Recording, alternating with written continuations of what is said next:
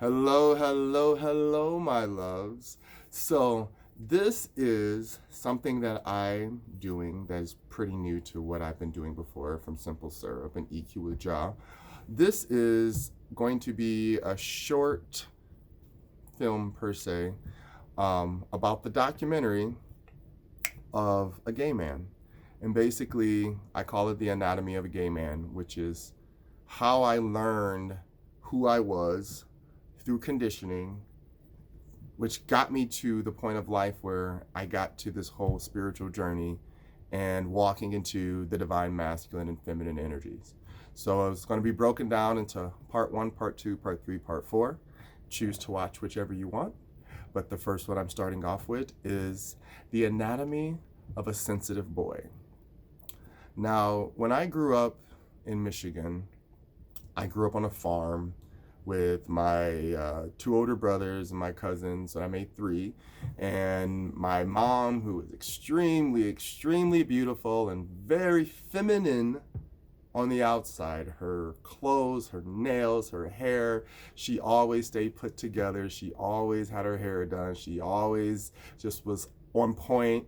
The house was immaculate, everything. She always loved having dinner on the table and all of that. She loved taking care of her boys and her husband. And my dad on the outside, he was very masculine, very stoic in energy. He didn't say too much, and when he did say it, it was to correct something we were doing or to make sure that we listened to our mother. Um, from this, I this was my first imprint of masculine feminine energy given to me in a linear concept through what is the male and female figures. Now, anatomically, I knew I was a boy. I knew that my brothers were boys. I knew what my female cousins were. We understood this. We were taught these are your parts. This is who you are. But there was always something inside of me that's like, but no, I feel different. I know I'm different. Like, I discovered my body the same way. Like, you get your first pubic hair, you get your first moment of your voice changing, and you start recognizing the types of energies that you're attracted to and what makes you happy.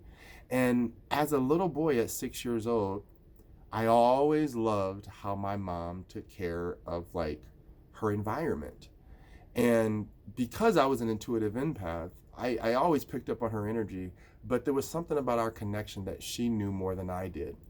And she was very sensitive on me. And because mom was sensitive on just me, not my brothers, it was something that changed the whole dynamic of the house forever. Not once I recognized this, I knew that there was a shift in power that I could never go back. And this is actually when I first stepped into this spiritual journey. So when I started to recognize, I would always play with my female cousins. I always got along with my female cousins. Anytime I hung out with family members or large groups of family, you can always find me with the girls. And my brothers would always go off with the boys. And, of course, everyone's like, oh, why is he hanging out with the girls? And why is he playing with Barbies? And boys don't do that. And they shouldn't be hanging out in the house with the women when they're cooking and all this old school paradigm of thinking. Now, I'm not putting any of that down because I had to remember at that time, I didn't conceptualize what any of that meant. My stepdad, was born in 1932 during the Great Depression.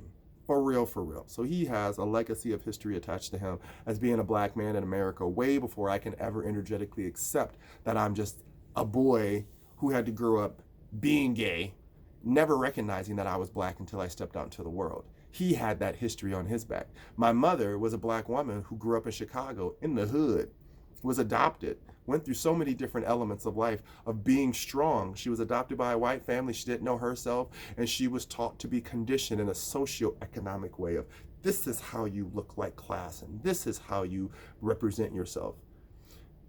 These two worlds. Now, that was two separate moments of country mouse versus city mouse. We've read the books. This is how I grew up. But I didn't know that's what the energy was the whole time. Like, I was actually taught you look for this type of protection and you be this type of love. And because of that, I always had my brothers who showed me what the replication of imprinting looked like. They were told always, be a man, do this, don't do that, talk like this, act like this, walk like this, be like this.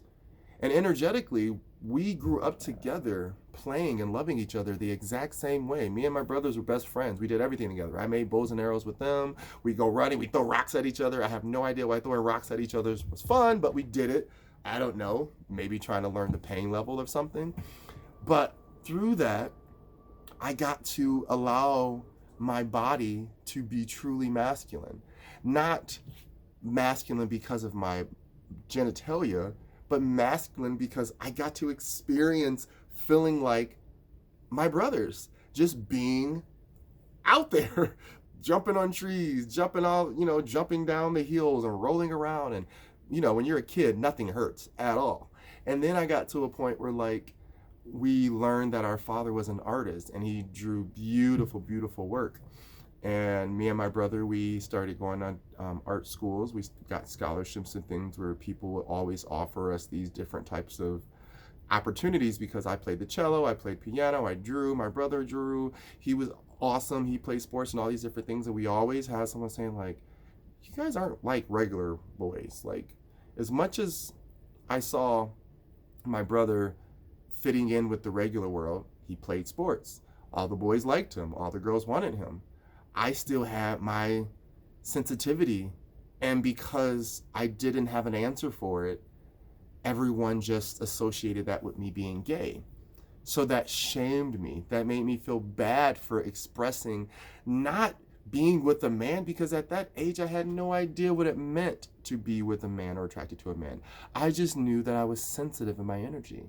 I just knew that loving myself and taking care of my environment made me really happy. I knew that taking care of my family and taking care of things that weren't able to take care of themselves gave me great privilege. And I always was attracted to taking care of the babies and taking care of the elderly in my family.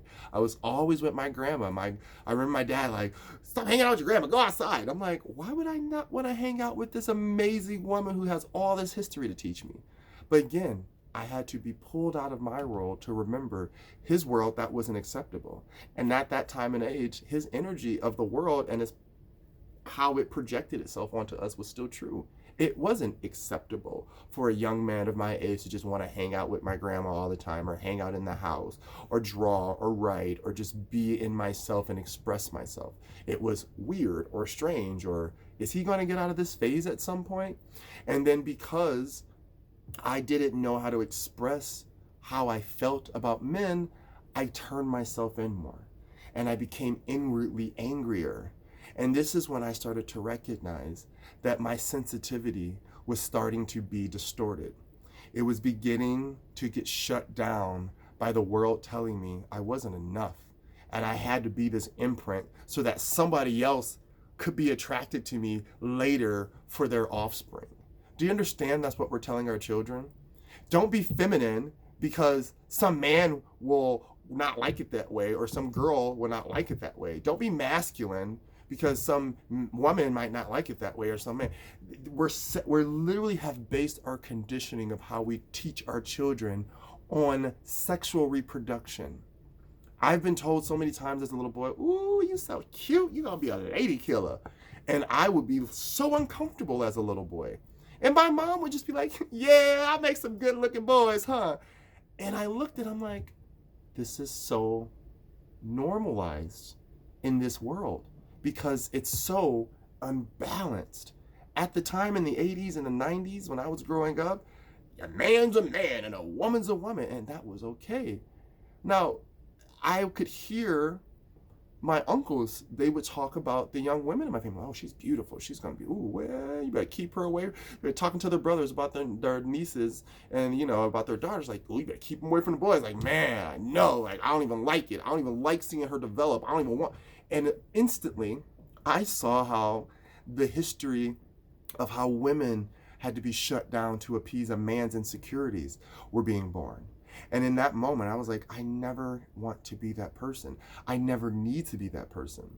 But what happened, because I was too young and I didn't have a voice to speak up and I didn't have the knowledge to actually understand what it meant to fight against a system of inequality that was created by a system of ancestors not knowing what technology was as we had these advancing minds.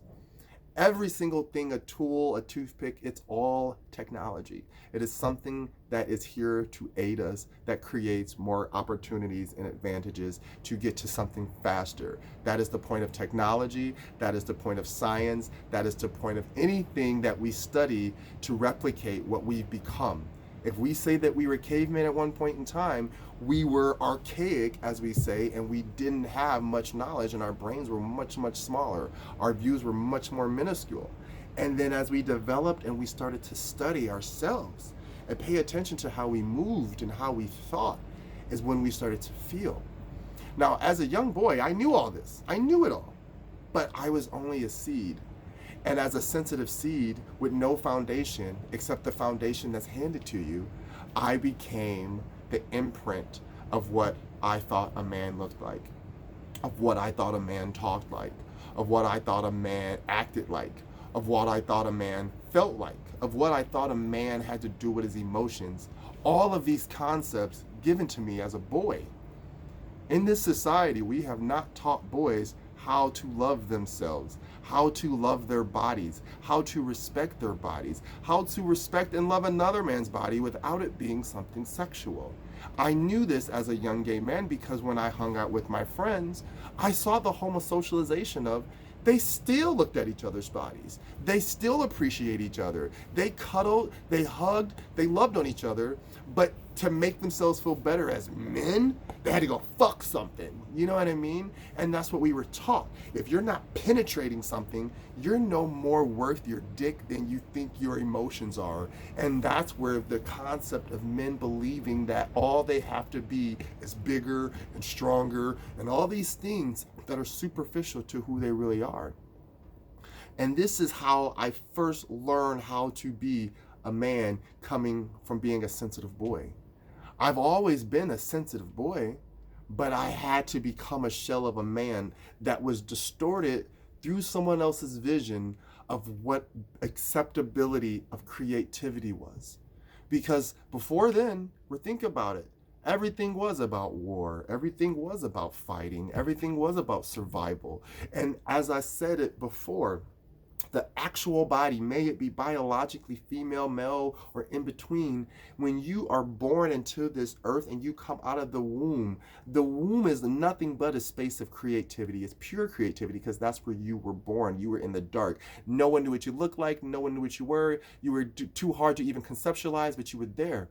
Once you left that portal, which is the female body, and you came out of your mother and you saw the world, that moment is masculine energy. Your whole entire body is masculine energy. You walk into a room, you penetrate the energy. You walk outside, you penetrate the energy. You pick something up, you're changing the energy, which is still penetrating the air, which changes the energy. This is what we all have to learn, not just men or boys, but women and girls, so that interchangeably we know what that means for us on the inside. Not knowing this aspect took me into a world where I shut down completely and I became what I am trying to introduce next as the distorted masculine. So this has been part 1 of The Anatomy of a Gay Man. If you want to continue watching, just click on to the next video. I thank you guys.